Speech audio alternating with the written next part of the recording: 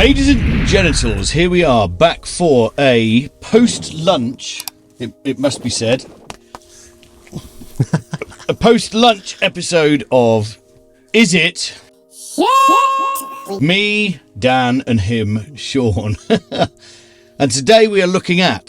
today the Bettermaker bus compressor.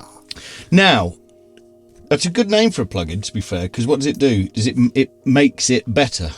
That is the implication. Yeah. So however, they've been around a while and they've been making hardware that is analog but with digital control, and a lot of their stuff you USB it up to your computer. There's a little plug-in that controls the hardware, so you get all the convenience of a plug-in, but you get the real analog processing. True hybrid, yeah. And you know, they have a lot of fans. They make a mastering limiter, they make a mastering EQ, very much like a Pultec. They make this in a hardware version, a whole bunch of processors that work well in mastering, or at least for the stereo bus. That's kind of their forte. That's what they do. And this is their first time, I think, where it's just a plug-in. It's not controlling any hardware. This is just a modelled plug-in on their bus compressor.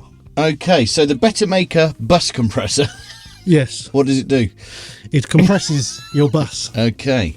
Look, this is very much based on the G-Bus, the SSL bus compressor. There's everything you would expect. There's your threshold, your ratio, your attack, your release has an auto setting, just like the G-Bus compressor. There's a mix control, there's a gain control. It has a side chain, which, you know, most bus compressors have these days. That's nothing special. It does have a VCA THD section, which is basically just where you add the harmonics. There's an acronym I've not heard from a while, So VCA, voltage controlled amplifier. Yeah, no, I know that one. We used to have those on... THD. Yeah, but wasn't that a thing on plugins we used to review back in the day that we could never remember the... Yeah, well, that was TMT. Oh, TMT. The THD is your total harmonic distortion. Yeah. So you can dial in the amount of analogness.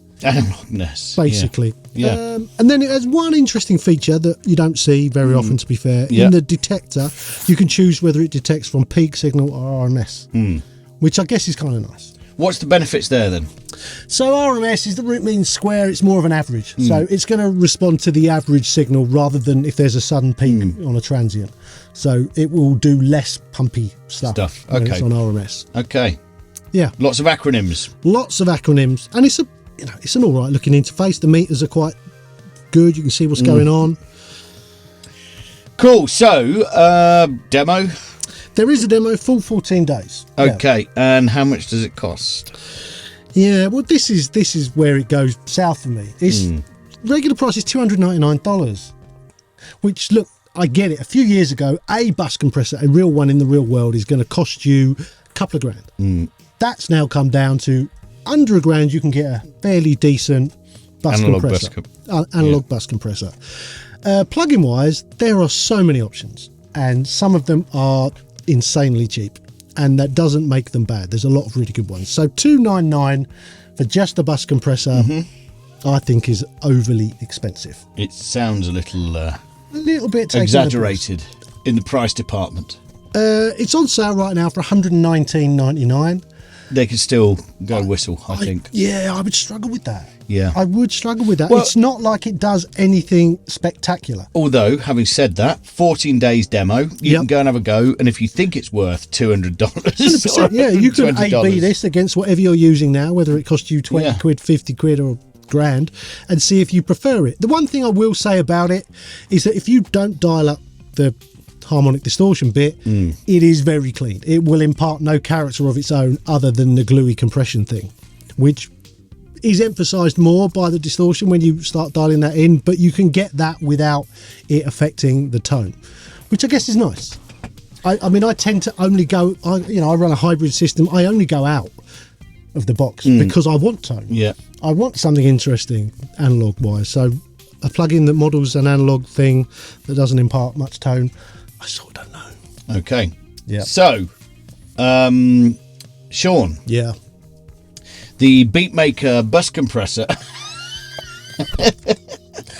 What? The Beatmaker bus compressor? Bettermaker. Yep. Is it shit? I'm going to have to go shit on this one. Reevaluating what's shit from now on. If something's too expensive, it's shit. It's shit. And this is $299. I don't care if it's on sale for $119. That's still too expensive. $299 for a plugin that just is a bus compressor, much like any other VCA bus compressor. I think that's too expensive. Okay. It's Plug-in Alliance. That's where you go and get it. So you get your full 14 days and all the stuff you get with Plug-in Alliance stuff. The other thing, because it's Plug-in Alliance, that's the real price. Yeah. It'll be that very rarely. Yeah. The sale price is because it's new. It won't be that for very long. But in a few months' time, it'll be $29.99 or something. Yeah. At which case, then it's worth it. Yeah. But at this price, no. No. Okay, so another bus compressor in a long line of bus compressors on Is It Shit? I mean, you wait for a bus and then suddenly they all come out. Please, even if you didn't like the video, subscribe to the channel because that really helps us out. It does. And like the video. And we also have an Instagram, which is Studio Life 101. There's a Patreon and we have a merch store and all that other stuff. And it's all down there. So that's it for now. Adios, motherfuckers. See you later.